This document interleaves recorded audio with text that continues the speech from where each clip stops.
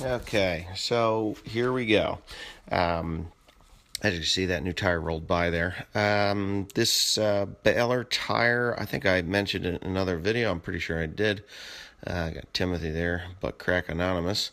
Um, yeah, this tire I had drove it about 40 miles, 35 miles down from a farm that I do that's quite far away, obviously. And I had put twine in the baler, and I had, uh, you know, um, what did I do?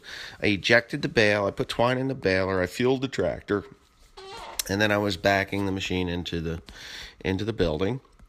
And when I got out of the tractor, I peed, walked over to the 730 propane tractor, and I checked the valves, because sometimes if someone uses it, they forget to shut one of the two propane valves off, and the gas leaks out, and then you've got no gas when you want to go fire up your 730 propane tractor. So I checked the valves, and when I started checking the valves, I hear this stretching noise, and it just, yeah, it exploded.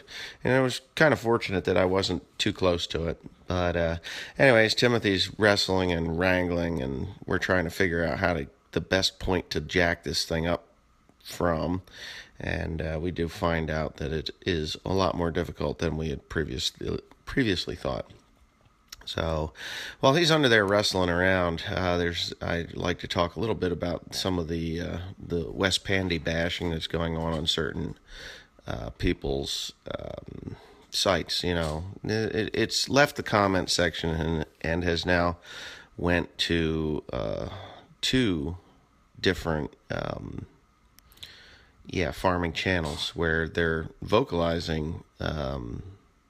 Well, they can not like me. I really don't. That doesn't bother me too much.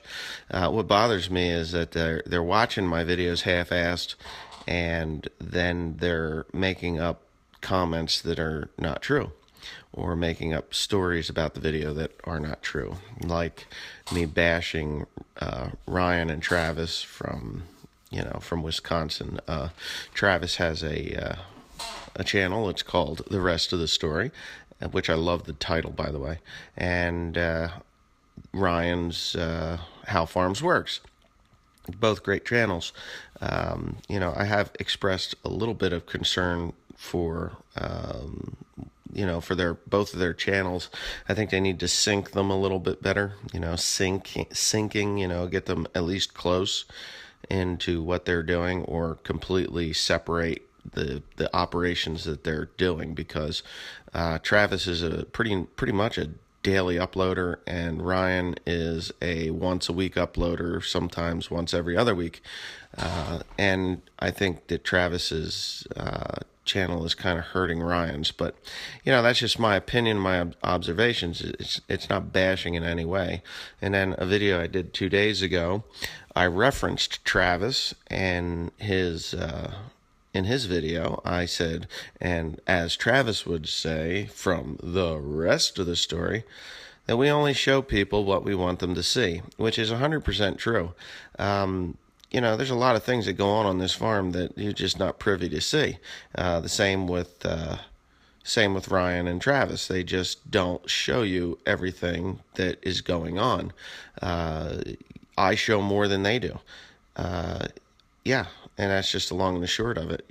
I show more than they do, and it is true. I mean, there's some tempers that flare around here, and there are some other things that just don't ever get shown on YouTube.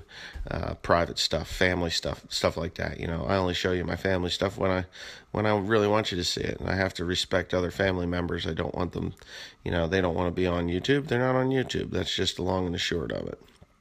So, with that being said, I was alerted yesterday morning of one farming channel in particular that, that he actually was talking about me, and stating that I had bashed and trashed my customers, which is nowhere near true. Not at all. I have had some customers in the past. I've never mentioned names either, so I don't know where they come up with that I'm bashing customers. I'm not very kind to customers that are not kind to me. when someone says that they're going to pay you pay you when you deliver it, and then the check comes and is nailed to the barn door and it's post dated without them previously talking to me about it, which I'm not too shocked or alarmed, because that's how some horse farms do their business. But the last horse farm that I really dealt with, that was that really tried to screw me, it was $37,000. It was no small chump change. And in the video that this other farming channel had made, he said that he tells his customers, "Oh, if you don't have the money, just pay when you can." Well, I'm kind of like that. I used to be kind of like that, but I'm not like that anymore, because I grew up and realized that people are shitty, and they took over 4 years to get me paid. And it wasn't like, "Oh, well, I did everything I could." They were applied for farmland preservation. They had piles of horse manure that had to be spread. I lent them my manure spreader. I mean, there was so many things that I did to try to get this cleaned up, so that I could get paid. They were so poor that they didn't have heat for their house. I cut them firewood, and it still took 4 years to do it. My only requirement after they got their money in was that they never called me again, which they did call me twice, and I didn't answer the phone. But the thing that disturbed me the most was, out of that $37,000 plus that they had owed me, I only got paid $34,000 and change. It wasn't much. So anyway, that's just my kind of rant on. It's not really a rant. It's just my concerns. If you're going to watch my videos and criticize me, at least watch my videos to the end, or at least comprehend what I'm saying in the video. And the video that I'm referring to is my sarcasm in the beginning. That's the name of the video. So the title pretty much says it. There's a lot of sarcasm in that video at the beginning, and then it gets more serious towards the end of the video. And that's just the way that it is. It's the way that I am. Sometimes I'm sarcastic, but when it comes down to people handing you a rubber check, knowing full well that there's no money in that account, just so that they could feed those horses, you're fair game. And he even goes on to say that I'm not nice to my neighborly farmers. Well, I helped my neighbor out with, I helped my neighbor out here a couple of weeks ago, getting his straw baled. And of course, he's going to pay me to do the job, and I charged him a very, very cheap rate. But you know what? He got his soybeans planted by 9 o'clock that night, and he was very thankful. So, there it is. So, but if you're going to do what some farmers do, there one particular farmer, I think there was 2 of them that did this. It's a jealousy thing. They get upset and they got to throw obstructions out in the field. There was one farm that I had picked up because the guy he never made the hay the one year, and they were starting to get autumn olive bushes growing in there. So I got the phone call. I said, I'd do it. I cleaned it up. They were really happy. I brush hogged it actually, and laid down a nice good dose of 2,4-D, and I fertilized it. And that particular farm, I ended up with a floor jack in the field. A floor jack. Well, they threw the floor jack in the field. There was a hay rake there that they had owned, and they came and got the hay rake and left their floor jack there. I hit it, and it cost me about $700 to fix my mower, because it was a disc vine and it busted the cutter bar all to hell. That was before there were shock hubs on the New Holland headers, or cutter bars. Another time was a farm that the man tried to take from me, and told a bunch of lies and stuff. And when the property owner told him, no, I'm going to stick with Wesley, I got a old mailbox fence post in the field with the concrete on the bottom. Well, if you've ever seen my hay, you know that it's thick, and of course we hit it. Shock hubs was all the damage that it did, but those things aren't cheap either. That was several $100s.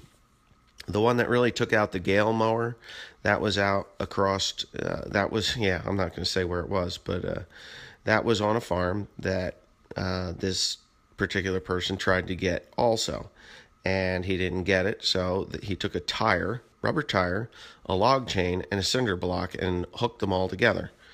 And of course, when that goes into the machine, what do you think it does? It destroys the cutter bar and some other parts on the mower. That is costing me $4,600. So, do you think that they deserve respect? No, I don't name them in my video because that would be a violation of the YouTube program. But you know what? I can say that there's some shitty farmers around because there are. And this particular person doesn't use a scrap of lime or fertilizer. He just takes it off, weeds and all, and then let him deal with the horse people. I'm okay with that.